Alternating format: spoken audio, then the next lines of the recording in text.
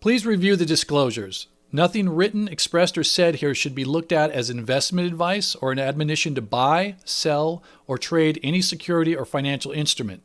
The Lund Loop is for informational purposes only. Hey everybody, welcome to the daily update for Wednesday, October 1st, 2025, Hump Day. I'm not sure if this is the best or the second best day of the year.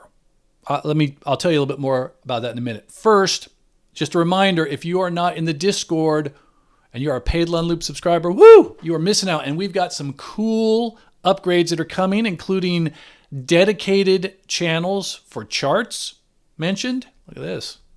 Dedicated channel for YouTube videos. Hey, someone got rickrolled here. And dedicated channels for ticker mentions. Not done yet. We're working on it. Plus some other cool stuff. So get in there. Here's the thing. If you can't watch in the Discord every day, every tick, you don't need to, by the way. But if you can't, all you got to do is come in here at the end of the day and just go, hey, what ticker symbols were mentioned? Hey, what charts were mentioned? Go right through it. Not done 100% yet, but we're getting there. Anyway, and if you're not a paid subscriber, become one and you get all this too. So why is today the first or second best day of the year? Well, fall is always one of my favorite days of the year, but this day is the day that I get to start my Snoopy, that's right, Snoopy Christmas countdown. I got this when my kids were little, and you can start it on October 1st. So you pop in the batteries and it does the countdown. And it's a little, sentimental thing. So started that today, which made me feel nice. All right. Let's talk about those Bears. Oh, my goodness. I want to be clear on something here. Okay. Well, first, let's get to this. Yesterday, I posted, what if they shut down the government and nobody cares? Guess what? They shut down the government and nobody cares. Could they care tomorrow? Maybe, but it doesn't matter because you already had a chance to make money today. Now let's talk about the Bears. Okay. I am ambivalent about Bears and Bulls. I have nothing against Bears. I'm not pro Bull. I am pro whatever makes money. Okay. They say bears make money, bulls make money, pigs are delicious. I think that's how it goes. Anyway, so I don't care if you make money shorting on the bear side. What I care about is when people dig in one side or the other, when everything is screaming the opposite. Okay. And the thing about bears bears don't lose once, they lose in stages. Let me give you an example here. Let's look at the SPX.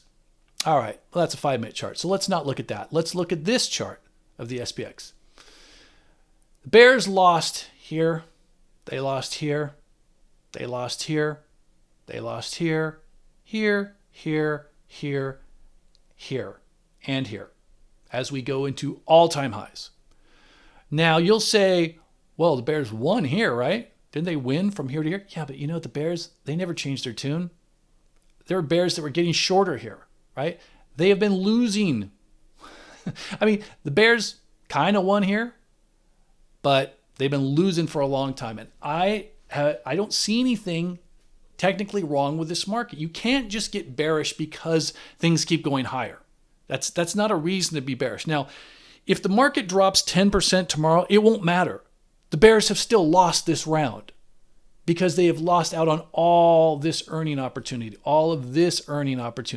and they have positioned themselves against the trend. Why you would want to do that? I don't know. Now, if you're a fresh bear, if you haven't been a bear for the last 3 years and you start being bearish today and then we drop 10% tomorrow, okay, I'll say you win.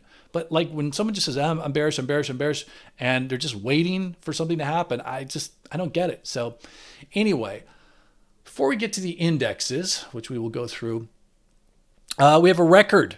We broke a record yesterday in the Lund Loop. Yesterday, I sent out the daily update, around 2. That's usually when I send it out Pacific time. And at 3:15, actually a little bit before that, maybe 2:30-ish, there was an announcement. ASTS, I don't know what ASTS announced, but ASTS was on the watch list yesterday, and they triggered 12% in after hours.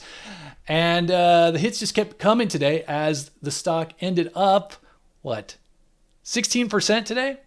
That's not bad. How about this one? QS on Monday. I posted in the Discord that I was buying 2-week out calls, 14s, 15s, and 18s for 45 cents, 30 cents, and 12 cents respectively, because there was a rumor or some rumors about potential, new contracts for QS. Well, QS went ham today, up 18.5%. One point was up 20%. Actually sold my 14s here, which I put in the Discord right about here. Yep, sold the 14s for $1.47, about $2.25-ish for 2 days.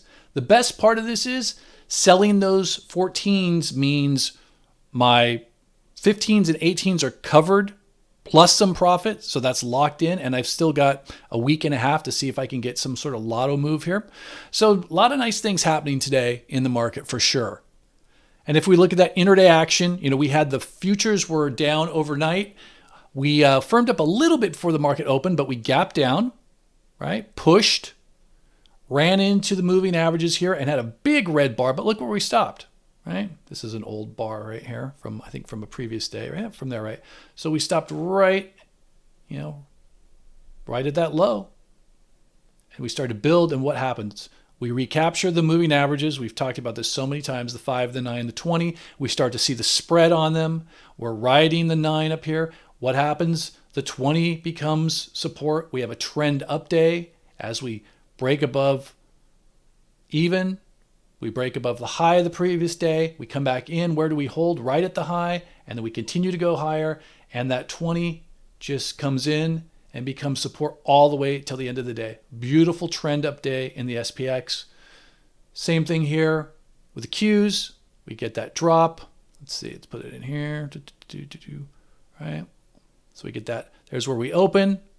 We try to flush. Can't hold. We go up here. We come down below just for a second. And then boom. False breakdown.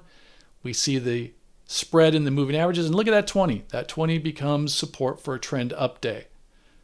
And we see the same thing here, basically, in IWM and Dow, not so much, but close. And so where does that leave us? Well, if you've been watching the Lund Loop Daily Update for the past few weeks, you know exactly what I'm going to say here. Let's just say it.